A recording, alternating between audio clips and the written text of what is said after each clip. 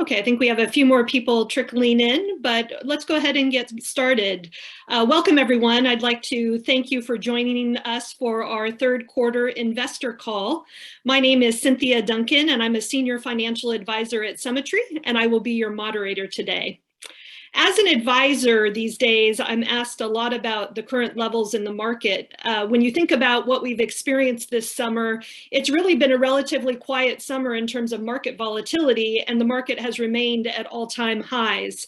So one of the things we're going to talk about today with you is where we see market levels and just how we think about this in terms of a correction that may be looming. I think of these corrections a lot like earthquakes living in California, is we often anticipate when the next big one might be coming. We do everything we can to be prepared, but at the end of the day, we really don't know when it's going to happen. So the team's going to offer some insight into that line of thinking today. So the purpose of this call is really to give you a chance to hear directly from our investment team. And so as such, I'd really encourage you to ask any questions that might be on your mind. And you can ask questions throughout the presentation by clicking on the Q&A icon at the bottom of your screen, and you can type in your question and we'll gather them as we go along today. So with that, I'd like to walk through our agenda for this morning. So first, we're going to start by talking about portfolio changes that have happened over the last few months.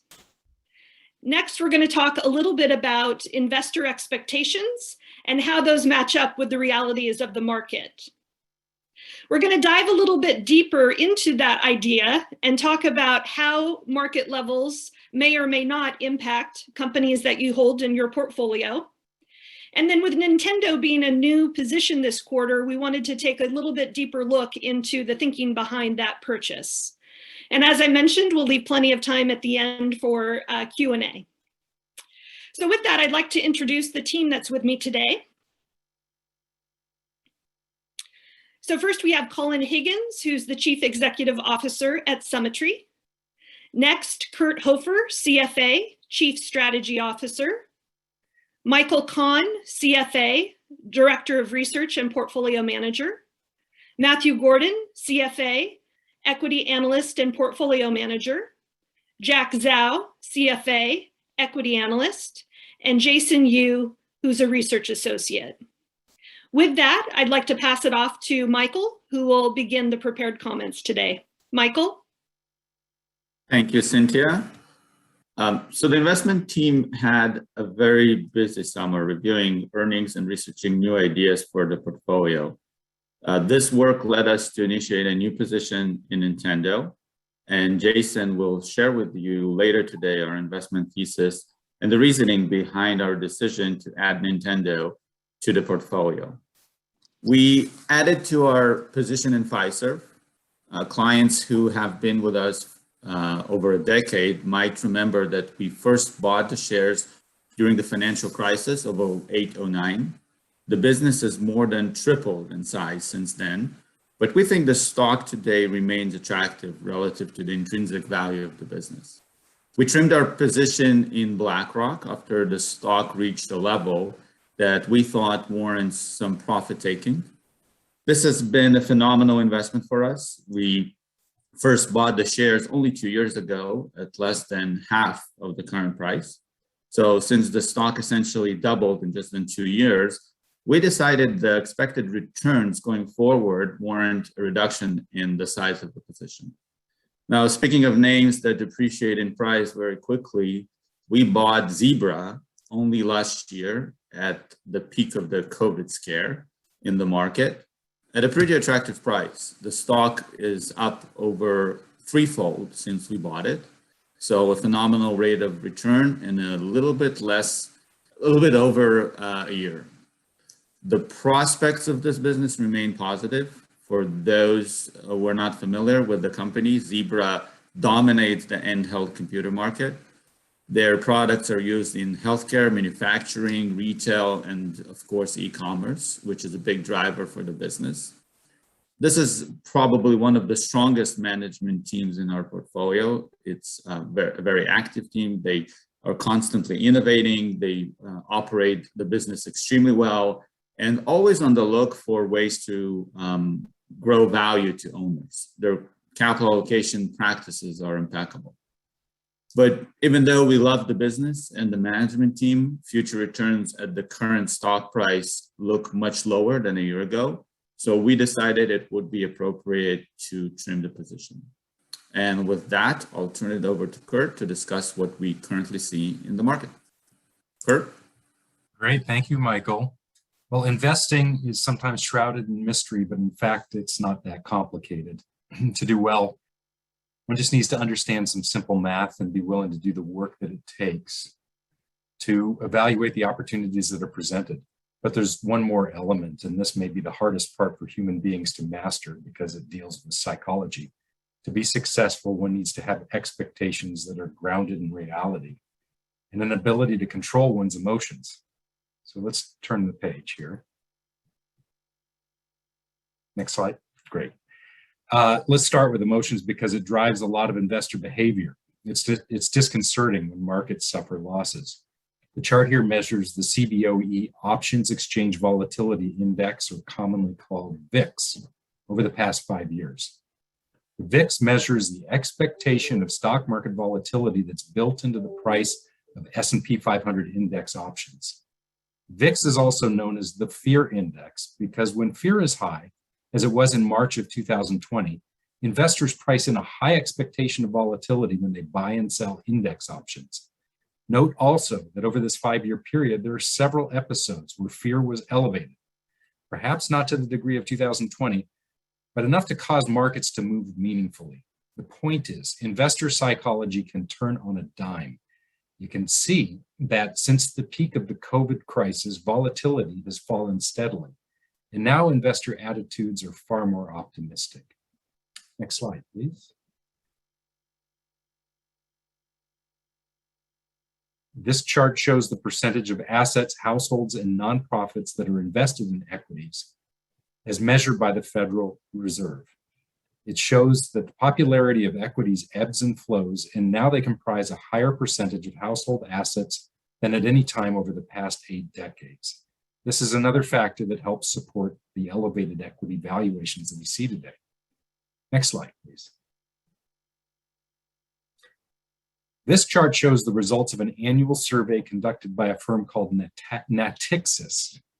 We find this survey to be very interesting because it's a window into investor psychology. The bars show the expectations of survey respondents as to the returns they expect the stock market to generate above the rate of inflation in the coming year. The most recent reading is 13%. The copper-colored line going through this slide is the level of the stock market at each year end, despite a momentary but dramatic interruption in 2020, which seems to be forgotten. In a couple of flat years, the direction of the stock market has been up since the global financial crisis of 2008 and 2009. The survey results are a classic example of recency bias, where people expect a continuation of what they've experienced in the recent past. For the record, we think an expectation that markets can generate real returns of 13% over any length of time is absurd. In any year, fine, but over a cycle, don't bet on it. Some caution is in order. Next slide, please. Why is a reset in expectations in order? Because when you view the markets over time, you can see how rare it is for markets to generate returns substantially in excess of inflation. This chart measures the 120-year period from 1900 to 2020.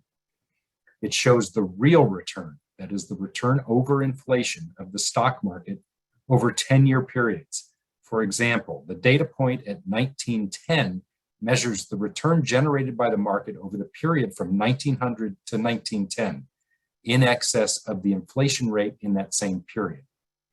So over this 120-year time frame, the US stock markets generated real returns over inflation of only 3% on average.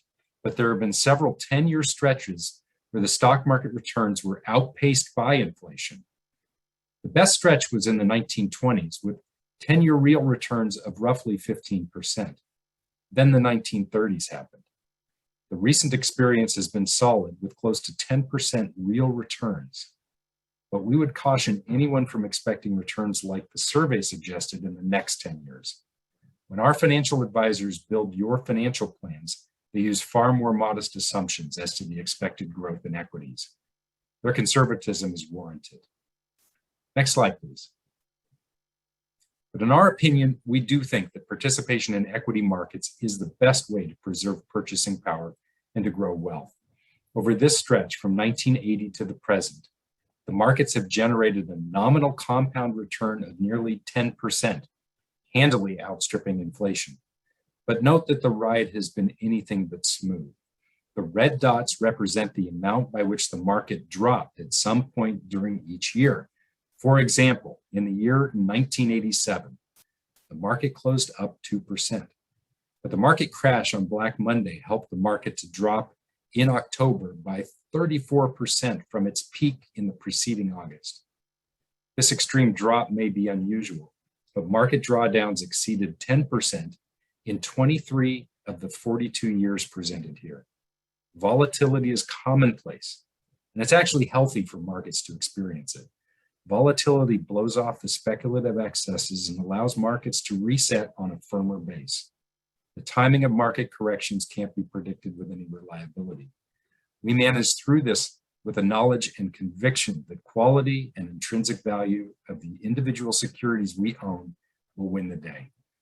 As I said in my opening comments, investing isn't that mysterious. It just requires that you faithfully follow some straightforward rules.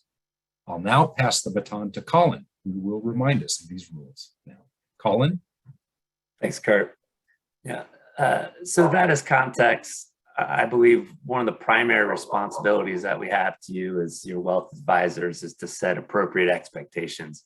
But if you were to ask us what we think the stock market will do in the short run, I'd say we have no idea, nor is it particularly relevant to how we think about investing.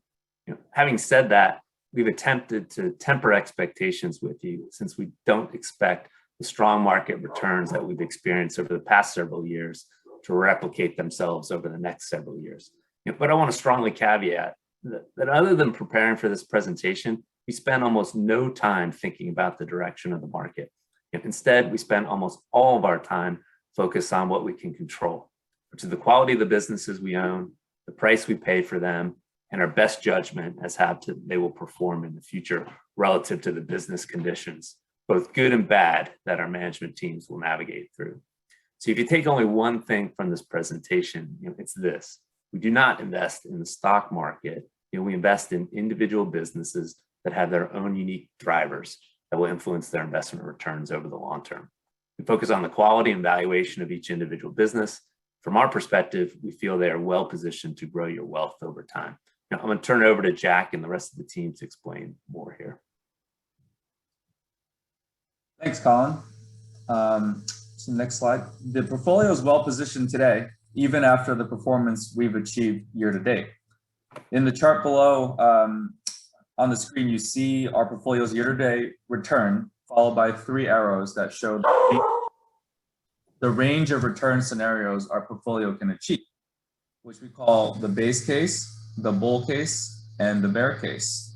In our base case, which is the most likely scenario, we estimate the portfolio can achieve returns of 10% per year over our time horizon of 5 years. So how did we arrive at these numbers? We do so by closely following our companies, by assessing and projecting the earnings prospects of each of the companies in our portfolio over our time horizon. And then we do it for each of the 3 scenarios. After doing that, we take the individual projections and roll it up to an aggregate portfolio level that shows the 3 cases that you see in the slide. To sum, with a portfolio that has outperformed the market in a market that is hitting all-time highs, that doesn't necessarily mean the future is bleak. We still believe there's an attractive return potential in our underlying portfolio. Next, I will pass it over to Matt, who will shed more light on why we think that is. Great, thanks, Jack. The human cost of COVID-19 has been terrible, and for many, the financial losses have also been severe, particularly among small and local businesses. However, the pandemic has also accelerated several trends such as cloud computing, remote work, and e-commerce that benefit many investments in our portfolio. Google and Microsoft offer cloud computing infrastructure that allows businesses to quickly adapt to changing conditions and scale efficiently. As we all know, the cloud is also a key enabler of remote work, another trend that benefits our investments in Salesforce and Microsoft, since both of those companies provide office productivity and customer relationship management solutions that allow workers to be effective contributors from any location with an internet connection. Often, that location has become the home office, and as people spend more time at home, they also spend more on home improvement projects at Lowe's. Digital advertising solutions offered by Google and Facebook help businesses of all sizes reach their customers on the internet, while Zebra provides critical tools and software for e-commerce retailers, warehouse operators, and shipping providers to manage inventory and deliver merchandise. Next slide, please.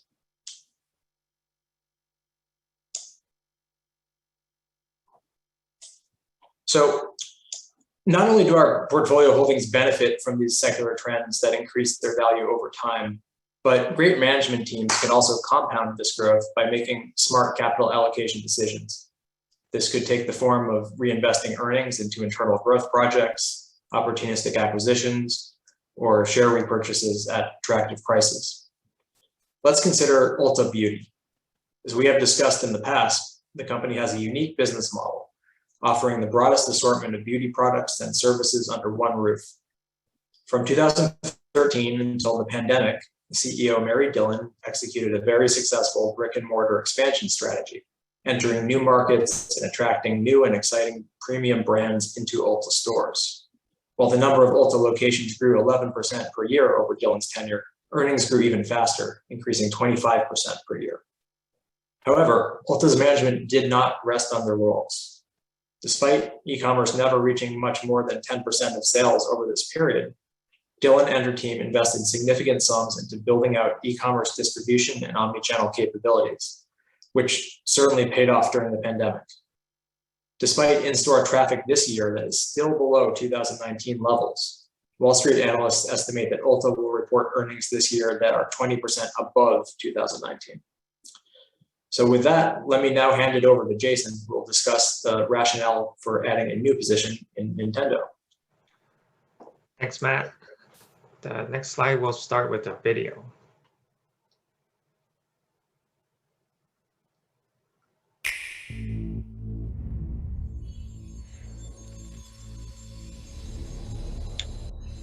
So this is a trailer for the new Nintendo Switch OLED version coming out in the upcoming holiday season. I'll just point out a few things that I've noticed in the messaging as we watch this trailer in the background. So first, it's the ability to plug the Switch into your living room TV or play on the go as a handheld. This is unique both within the industry and for Nintendo historically, as typically gaming devices are either designed to be played on the big screen or as a handheld, and not both.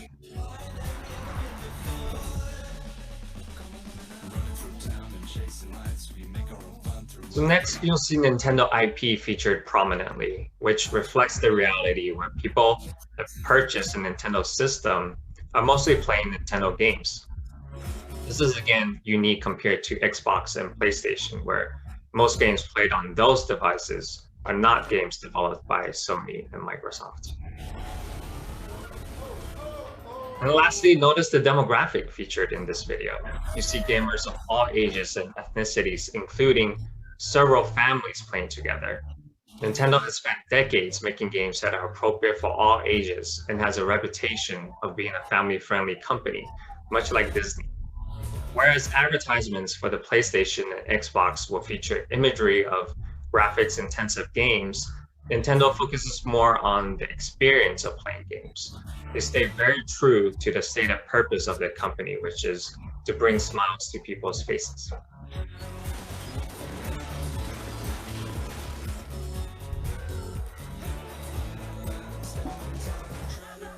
And maybe even more significant than what Nintendo advertised the Switch OLED to be is what it's not. It's not a complete remake of the Switch with a new operating system. If you're familiar at all with the original Switch, you'll have no problems picking up the OLED version quickly. Now, this is central to Nintendo's strategy going forward, which we'll spend some time going over in the next few slides.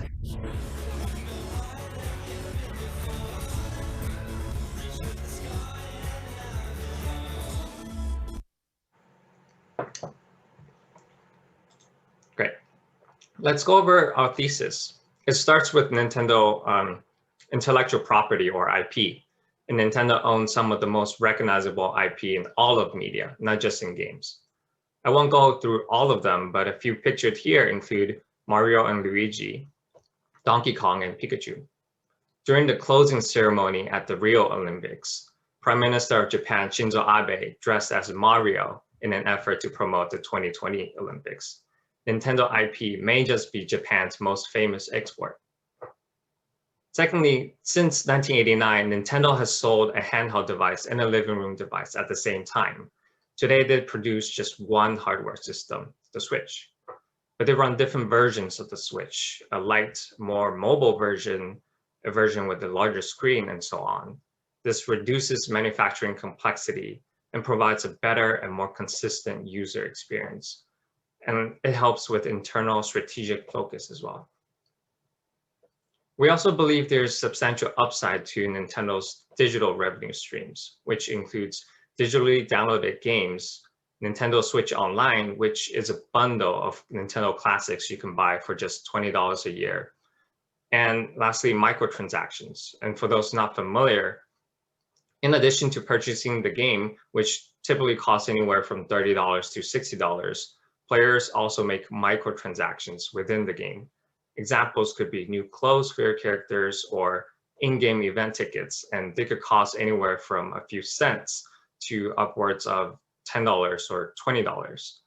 Now, compared to game purchases, which one might make a few times a year, people make microtransactions monthly, weekly, or even daily, so the cents add up quickly. Nintendo has historically been very conservative when it comes to leveraging microtransactions, but we are seeing growth in this area. So what Nintendo Switch Online and microtransactions do is that these revenue streams are more recurring in nature. Therefore, we expect future sales to be less dependent on the success of one hardware system or game title. Next slide. So focusing in more on the Switch ecosystem, first is the hardware. Nintendo has sold 90 million units since 2017. And as mentioned, we expect Nintendo will make incremental improvements to its existing system instead of reinventing the wheel every few years. Think about the iPhone and how different it would be if you had to relearn how to use it every few years when you upgrade. And on top of that, you had to repurchase all the apps you previously owned. You probably stop buying apps when the next upgrade is coming, and also just buy less apps in general. Thankfully, this isn't how Apple designed the iPhone ecosystem, but this was how gaming consoles were in the past. With the Switch, now players can expect a consistent gaming experience and take the games they purchase across devices. This will increase consumer confidence and decrease the risk associated with purchasing Nintendo hardware near a new refresh cycle. Secondly, I mentioned Nintendo has maintained two hardware systems at any given time since 1989. This meant they had to split their attention developing games for two different devices. Now, not only do we expect more and better games from Nintendo themselves going forward, a more stable Switch installed base will attract more third-party developers like EA. Nintendo benefits from every game sale and microtransaction on the Switch. And finally, management is working to expand the ways you can engage with Nintendo IP. Today, you can play Mario games on mobile, you can purchase Mario merchandise, and experience Mario at Super Nintendo World in Tokyo. There's even a Mario movie coming out next year. And if this sounds familiar to anyone, that's because it's very similar to the Disney flywheel. Next slide.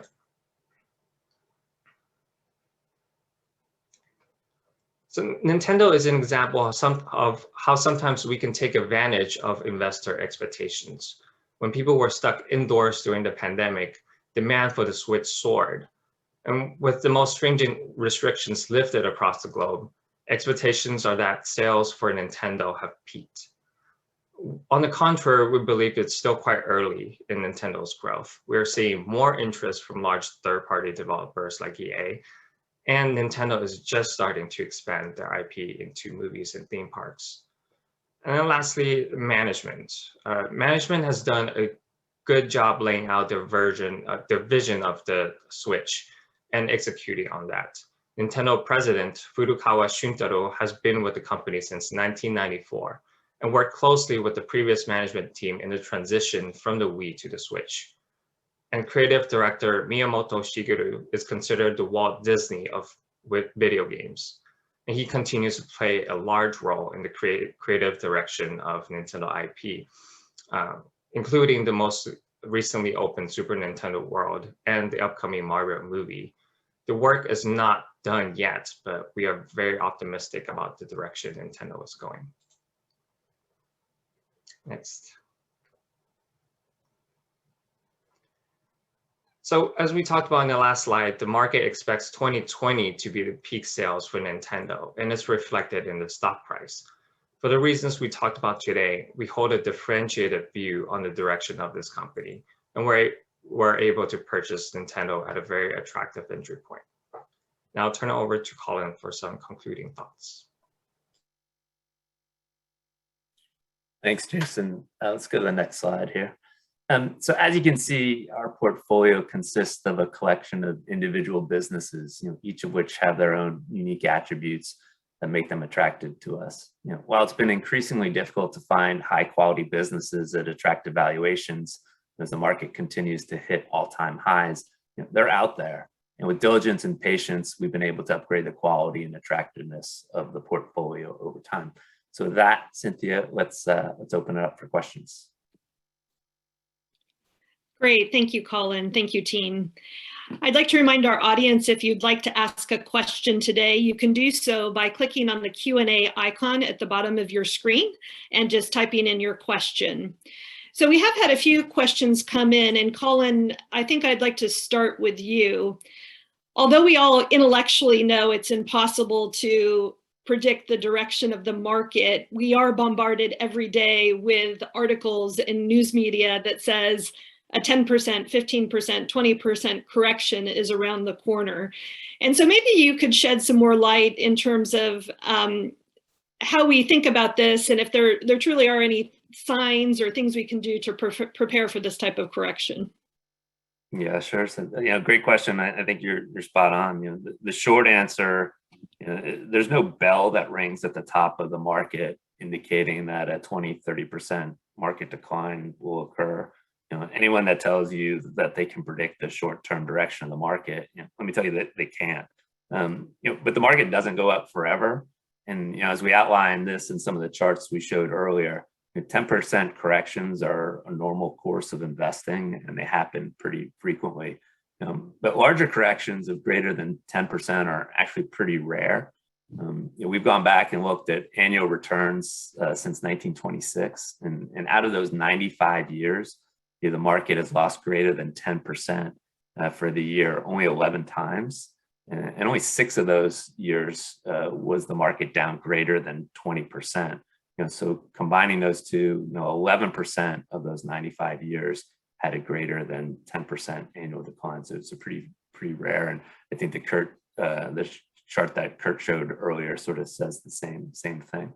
Having said that, we had a 30% market decline in March of last year, and then we had another roughly 10% correction in September. But the market was up over 18% for the year. So again, it's impossible to predict the short-term direction of the market. So what do we do because of this? On the advisory side, we make sure that your asset allocation, the mix of stocks, bonds, and cash, it's appropriate for your given investment objectives, your risk tolerance, and your time frame. That's really the first line of defense around market corrections. And on the investment side, as we've been outlining, we focus on the quality of the business first and foremost. to understand how they can perform under various market and economic conditions. We own strong businesses with competitive advantages. These are durable businesses that can grow over time. And so frankly, if they get cheaper, we want to own more of them. And so we look at market corrections as opportunities for us to increase positions or take new positions of attractive businesses. And most importantly, I think we make sure that the price that we're paying for them provides a reasonable rate of return over time. So we're focusing on the valuation of the businesses. But these are really the only things that we can control.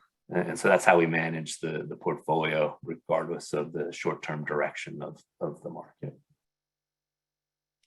Great, thank you, Colin. And Michael, there's a follow-up question that I'd like to throw to you. And so cash is certainly a tool in portfolio management, and we do have a fair amount of cash in the account.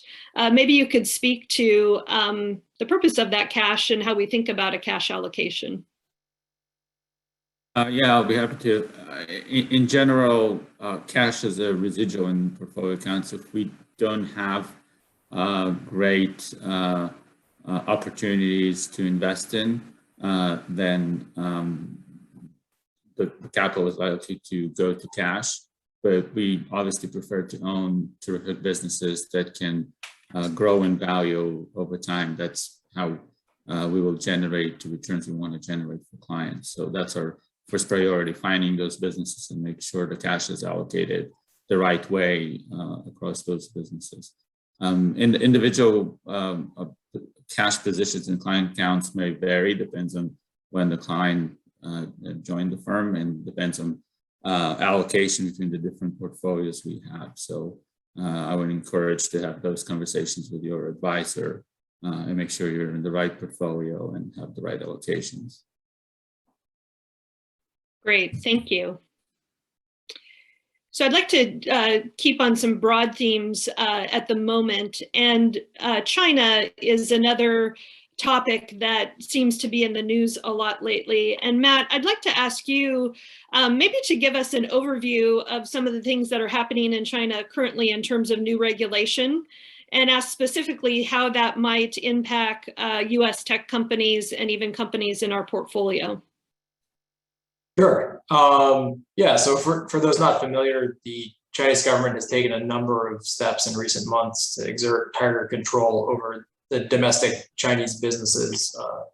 You've seen them add government representatives to boards of directors, directly dictating corporate strategy and forcing some founders and CEOs of several large leading technology companies to step down and be replaced by party-approved managers.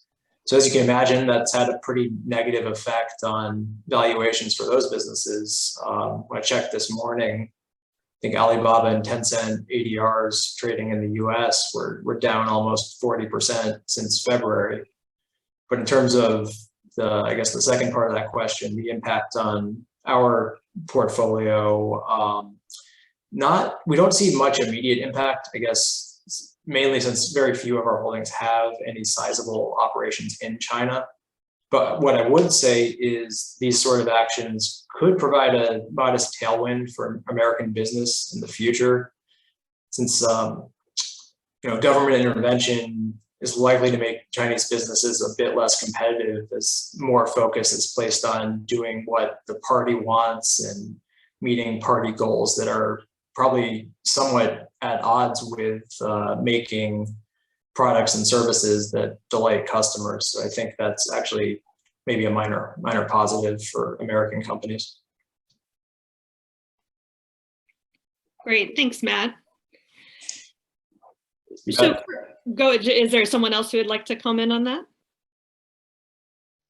Okay, great. I'll move on. So Kurt, I want to direct this question for you. And I think the context of this question may come from the fact that we continue to be in a low interest rate environment. And one of the clients in the audience is asking about the use of dividend ETFs as an option to help kind of boost returns or income in a portfolio. What do you think about that? I think it's a case by case. If a client needs to have income produced from the portfolio, then it's a good thing to look for solutions that can provide that income. And we do offer one that maybe the client isn't familiar with. It's a strategy called sustainable income. And that strategy is designed to do exactly that. It's to generate income on a current basis so that clients can draw money out of the accounts without having to sell things and use the principal of their investments. So it's an account, a strategy that's mostly geared towards equities. It also has some things like preferred stocks and some corporate bond exposures in it. But the design is to generate income. And so something I think you should consider if you're looking for for income in the accounts rather than go directly to a dividend ETF. Ask your advisor about sustainable income. And I'd be happy to talk to you about it more further as well. Okay, great. Thank you.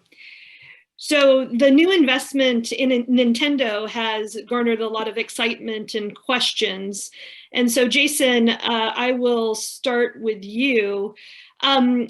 Is part of our thesis for owning this company really a cultural shift that's happening in gaming? As you said, the demographic that's represented in that ad is very diverse, both in terms of age, gender, ethnicity. Is that any part of the thesis? So that's question number one. Yeah, that's a good question. Yes, that's one part of our thesis. Actually, Unity Software, the maker of the popular Unity game engine, estimates that the pandemic added up to 1 billion new gamers into the ecosystem. Now, we think some of those gamers will go back to attending concerts in person and going to bars, but some will remain and continue to play games. And this is a trend that's been going on since before the pandemic. The younger generations tend to play more games than the older generations. And so that's definitely a part of the thesis. Great, thank you. And I will stick with you for a moment. With the energy behind the investment in Nintendo, are we considering maybe ancillary investments in companies like Electronic Arts, Activision, or even some of the graphic chip companies like NVDA or AMD? Maybe you could start speaking to that, and we'll let others in the team chime in as needed. Yeah, I'd say we make individual decisions on a company. So as for EA and Activision, we look at them as part of our Nintendo research. But our view is market expectations are very out of line with the opportunity as it relates to Nintendo, and not so much for EA and Activision. So it's possible they could offer a good value at some point in the future, but we just currently don't see it.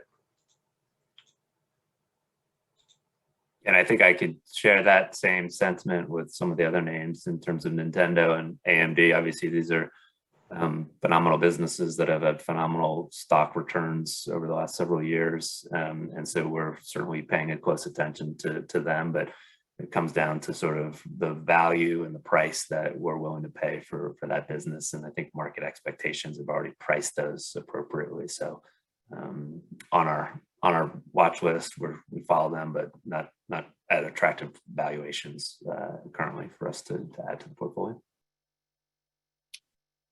Great. And a related question, Colin, is with the shortage in semiconductor, do we see any opportunities just given that dynamic that's currently in the marketplace?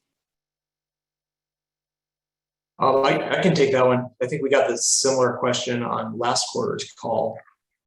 I think it's a good question because obviously this is a very hot topic right now, and we're hearing it from a lot of companies we own in terms of shortages they're seeing and trying to meet the demand for their products that are made with semiconductors. So there's two things going on really. There's a cyclical issue in terms of just the whipsaw effect from a lot of manufacturing being shut down early in the pandemic and not being able to catch up to demand. That's a temporary boost to demand that we don't really expect to persist, but the whole sector is really benefiting from a long secular trend of more semiconductor content in more products, as cars, or I think the CEO of Intel was out just this week talking about how he expects that 20% of the cost of building a car will be semiconductor content in the foreseeable future. And that's playing out across all sorts of devices, whether it's phones, whether it's Internet of Things, whether it's, it's just very broad based. And we're very aware of that trend, and we're actively researching that space to find attractive investments. So it's a great question. We don't have a ton of exposure right now, but that doesn't mean we won't in the future. Great, thank you. And before we move off the Nintendo semiconductor topic, this is kind of a fun question from a client. How many of us either own a Nintendo Switch or plan to purchase one in the next 6 months after seeing that ad? My kids own them. Yeah, my kids are my son is a big gamer, so I'm not spending my time on video games, but if I was, I'd be buying a Nintendo Switch if I can use his. Great answer, great answer. Okay, so I think I'd like to transition to financial companies. So we own a number of large banks in our portfolio: Bank of America, Wells Fargo, Citibank. And Jack, I'd like to direct this question to you. There does seem to be a trend in kind of decentralization away from these large banking institutions with the advent of electronic payments and other new technologies. So maybe you could speak a little bit about kind of the implications of that for the banking companies that we own. Sure, that's a great question. Maybe I can talk about it. I think the question was relating to decentralized finance, blockchain, and some other new alternative payments companies, buy now, pay later. And maybe I could talk about it as it relates to our portfolio holdings in Visa and MasterCard, and Michael can chime in on how it would impact and disrupt potentially the banks. So as it relates to Visa and MasterCard and the payments overall, both, I would say, cryptocurrencies and buy now, pay later represent new and growing areas where money is flowing and transacting. Given that, it can be viewed both as a risk because it can displace the traditional flows that goes through Visa and MasterCard. It can circumvent that, or it can represent an opportunity where if you can append those flows to the network, if Visa and MasterCard can play it right, then it can create additional value to the network. It's too early to say, but here's what we can say. We've observed what Visa and MasterCard are doing. In both these areas, Visa and MasterCard have basically adopted a tried and true playbook, which is to partner with key players in each of these areas. For example, in buy now, pay later, MasterCard has acquired, well, not really partnered here, but they acquired Vise, which is a buy now, pay later point of service platform that connects lenders, so banks that offer installment options to consumers at the point of sale. On the crypto side, both companies are moving quite aggressively over the last year, I would say, and over many years, but it's been more publicized over the past year, given the attention that's been given to crypto. And what I would summarize as a two-pronged approach. One, is more the payments and consumer side, which is they want to provide various bridges from fiat currencies, so US dollars and other euro, that can enter into the cryptocurrency world and back, and then provide bridges that enable those transfers and enable consumer payments.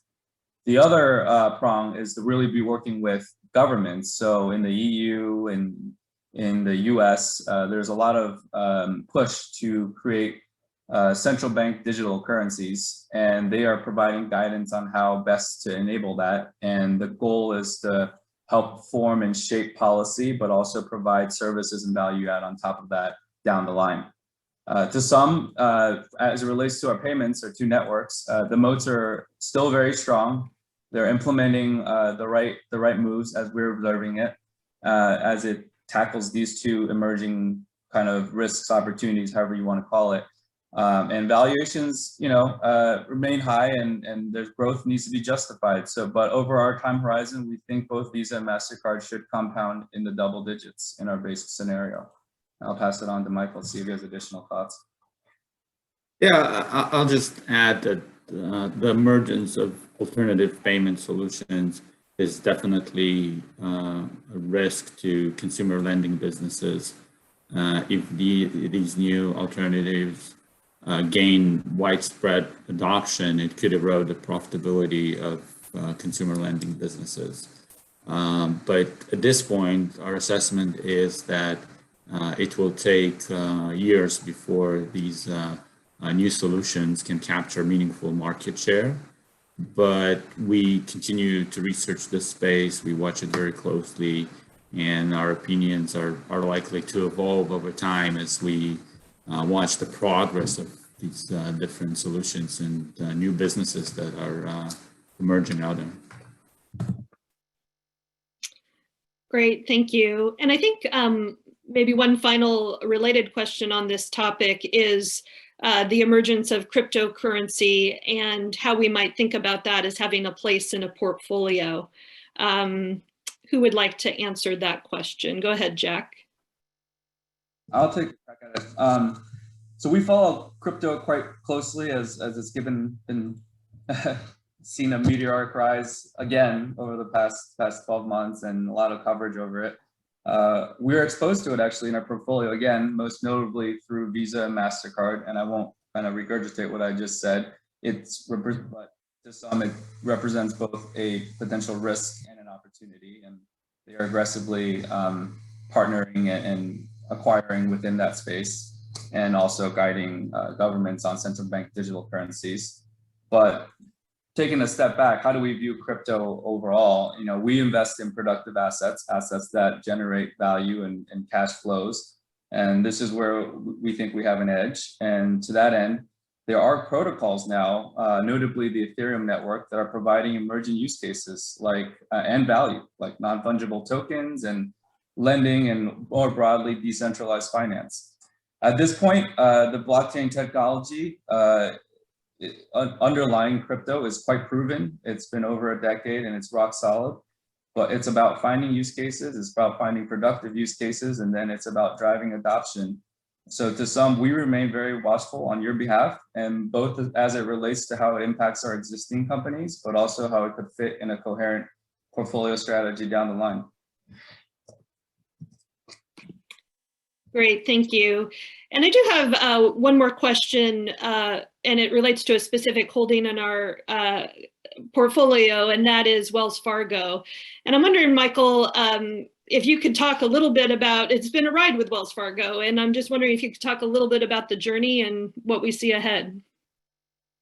Yeah, sure. Wells Fargo remains in turnaround mode. When we first bought the stock, we thought the work management had to do to address regulators' concerns would take about 2-3 years. If you haven't been following the story, basically around 2016, the fake account scandal broke. And with that, regulators discovered weakness in internal controls across the business. Management was replaced. Wells Fargo was slapped with several sanctions, most notably an asset cap that limits its growth. That sanction alone cost billions of dollars to shareholders. We got involved in Wells Fargo around 2019. Our thesis was that most of the heavy lifting to address regulators' concerns where was it either completed or identified, depends on the business segment you're looking at.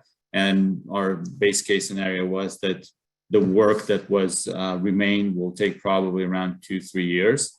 Last week, Bloomberg reported that regulators have signaled to the company that they were dissatisfied with the bank's progress on several fronts, and that Wells Fargo could face additional sanctions. Regulators are not happy. We're not. We're also disappointed that the turnaround is taking longer than what we had anticipated.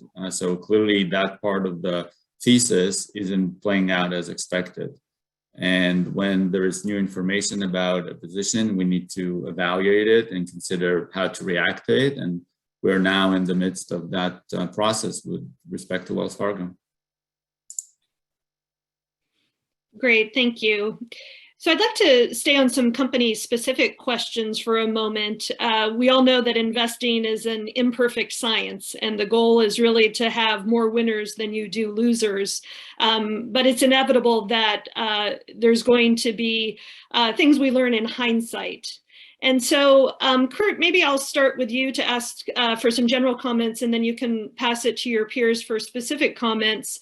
But we've had a couple questions about Chipotle, which was a holding in our portfolio at one time, and Apple. And in hindsight, some of those companies have done well. So how do we think about that as investors, looking backwards in terms of some of the decision-making that happens? Well, I mean, I'll start by saying the comments that you made at the beginning of the question really are the answer to the question, is that this stuff is super easy in hindsight, and you work with the information that you have available at the time. In the case of Apple, actually, if you look at that, the stock, if you recall it, when we sold it at a pretty good time in retrospect. And actually, I think the overall market has probably performed better than Apple over that period of time. Certainly Apple is hitting all-time highs now, but relative to our sell point, I think we did a pretty good job on that sale and putting money into other opportunities that we felt were more attractive. And I think it paid off based on the timing of our sale. So with that one, but we were working with the information that we had at the time. In the case of Chipotle, there was a company that was involved in a reorganization, and they were searching for a manager, and were having a very difficult time finding anyone who would take on that challenge and take the CEO role. Meanwhile, the company was performing very, very poorly and not showing any signs of improving. So with that information available, we made the decision to reallocate funds to something else. I don't know if anyone else on this panel has other comments on those. But No, I think that's a great summary, Kurt. I think, you know, exactly as you said with Chipotle, pretty soon after we sold it, they hired a new CEO, and he just knocked the ball out of the park, made a bunch of changes that really brought them back from the brink. And as you said, we didn't see that coming at the time. And in hindsight, maybe we should have looked closer after he came on. There's still probably some opportunity to get back in, but yeah, can't win them all. And then, yeah, I agree on Apple. It's probably a little, the sale's so recent, it's probably a little too early to say whether or not that was right, but we made the decision based on the information we had at the time and the range of outcomes we foresaw for the business, and the numbers suggested that it was time to sell. I might maybe Go ahead, maybe Jeff. just I might just add that as part of our process, we've built in a debrief of things, whether it's Apple, Chipotle, or other companies from the past, where we do a very close examinations and see if there's learning lessons. So we won't make the same mistake, not saying Apple or Chipotle, but other companies that we've invested in the past. So we're very introspective, if you will. Michael, do you have anything you'd like to add to that? Yeah, maybe 2 points. I would encourage everyone to remember that the way we think about every position is a range of outcomes, and we want to make sure that we will be okay in any scenario. And sometimes when we decide to exit, the best case scenario plays out. Sometimes the worst case scenario plays out. Sometimes the base case scenario plays out, and that's fine, as long as what we're left with, on average, we're achieving the returns we are striving to achieve. That's something to consider. And then with respect to positions that we don't own anymore, when we think about the portfolio, we think about the portfolio as a whole, and we always think about the alternatives. So the proceeds from Apple and Chipotle were put to use in other positions that generated attractive returns. So that's how we think about the portfolio. We're not married to any position. It's always about maximizing returns with the universe we are playing in. Okay, great. Thank you. So we have a few more minutes left. And so I think I'd like to ask at least one question about clean energy. That certainly is another theme that is in the media. Do we have any opinion on companies that produce or are involved in lithium batteries at all as it relates to clean energy? Yeah, I'd just say that, we're obviously aware of what's happening, and, I think a fundamental tenet for us is to identify businesses that are inherently profitable. And so we've had a hard time finding names in that space that are actually generating consistent and predictable profits. And that doesn't say that that won't happen over time.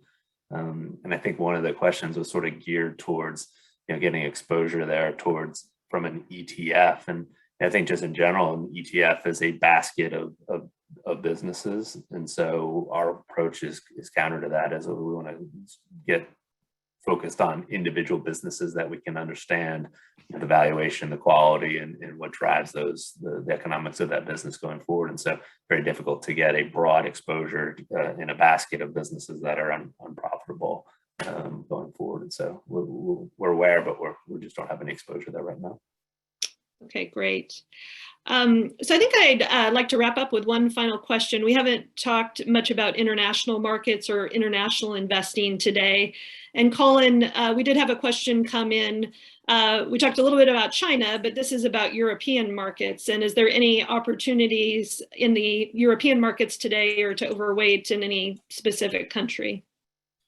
Yeah, and I just sort of maybe reiterate what I said, is that we don't invest directly in markets. It's individual businesses.